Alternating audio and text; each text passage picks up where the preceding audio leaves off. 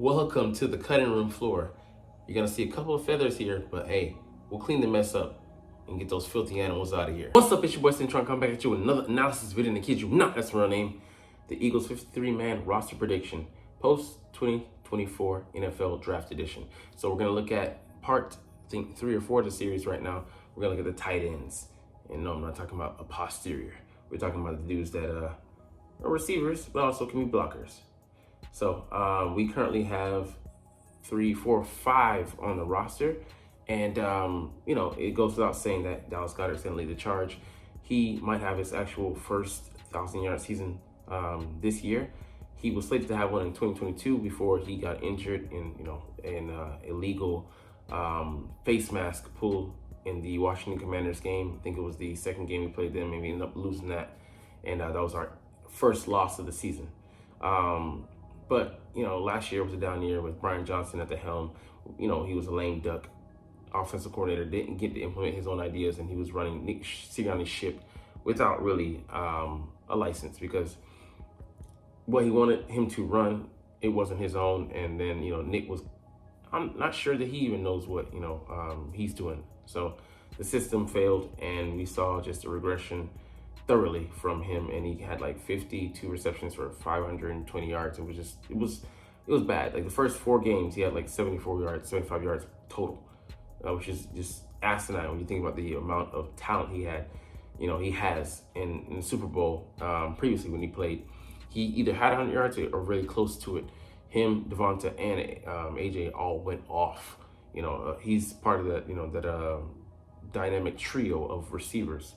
And he moves like a receiver. So glad to have him on board. To me, he's a top 3 tight end. Then he's a top 10 if you just look at the numbers from last year. But I think he'll put himself squarely back in the top 5 this year, and maybe push for more than that. We'll see, because I think Kellen Moore is really going to maximize his talent and what he can do as a receiver. He's an awesome blocker as well, a dual threat. If we had another of him, even a poor man's version of him, man, this offense would be set to go. But that's a challenge, either this year or next year, to find a tight end too, because he's gonna be on the last year of his deal next year, and we're gonna look to replace him, re-up on him. I think we're gonna probably maybe look to extend him if we can, but most likely bring in his potential replacement to replace him when that time comes, because we did the same thing to Ertz. We did the same thing to Selleck. It's just, we don't pay diminishing returns. And he'll be one of those, albeit he got started later in his career, because he was 23 or 24 when he came. I think 23 when he came in. And, just a little bit older. But behind him, we have replacing Jack Stoll, CJ Uzoma coming over from the Jets. And he was a starter, and he's not that great of a receiver. He can catch, but he's a huge guy. He's like 6'6", 271. It's like one of the bigger tight ends that pretty much looks like an old lineman, extra lineman. But he has that, that pass catching better than Stoll, a bit more consistent. He was a starter.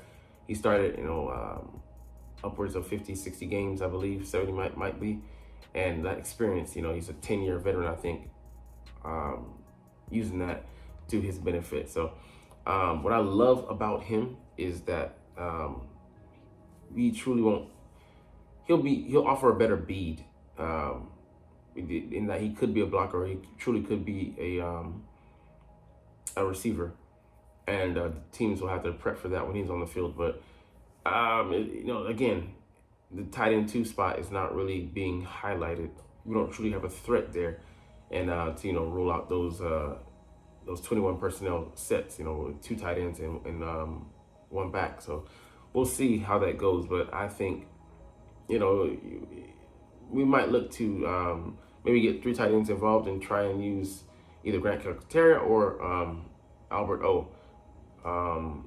Ogbunam, I believe, if we have him on the active roster. But we'll see. But yeah, it's definitely, I would say it's not even really a downgrade, because Jack, he caught a few passes, out of the backfield off the line last year, but he wasn't a tremendous threat. So we're not losing that much. But it was a good blocker, though. Grant Calcaterra didn't offer much last year. He does have pass catching chops, but less receiving yards and receptions than his rookie year when he had 5 for 81. And I think, he just, either they didn't have the room, or didn't find the, a way to use him. And I think, like I said, Kellen Moore, he's looking for that tight end, looking for, move guys like he did with Ferguson. I forget the tight end that's now in Houston. But I like his receiving chops, but I just don't know how good he is, because I thought he would have built off of last year. And yes, it was a rough year, but, I thought he would have been able to do better than that. But Jalen doesn't really trust a lot of people outside of that trio of guys, tight end, receiver 1 and receiver 2. So he has been trusting Campbell this year. So I'm inspired seeing that. But we have 2 guys that are fighting for spots now, I believe. Albert O, McCassell. Sorry, we have 6 guys, and E.J. Jenkins. E.J. Jenkins, he's going to be a camp body, and we'll see if he can impress. But if he does, he might be able to leapfrog someone and end up on the practice squad. But I think we only keep 2 tight ends there. Albert O, I think we definitely do. If he could block, he would be on this roster. He'd be an active guy. He'd be in front of Grant Calcaterra, but he only offers the pass catching ability, and then he's been inconsistent in that. So I would love for us to, be able to use a 4-4 running tight end who's 6'5" or 6 and runs a 4-4. I mean, that just makes you salivate over his potential. But similar to the receiver John Ross, if you're not able to, make use of your talents, then don't really have a place for you on this team. And McCassell, he's a rookie. He might find himself on the practice squad, but don't really know. So the tight end room still needs to be upgraded.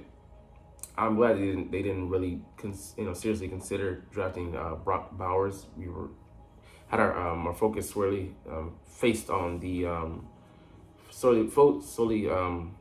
we had our focus squarely put on upgrading our defensive backfield. So shout out to them.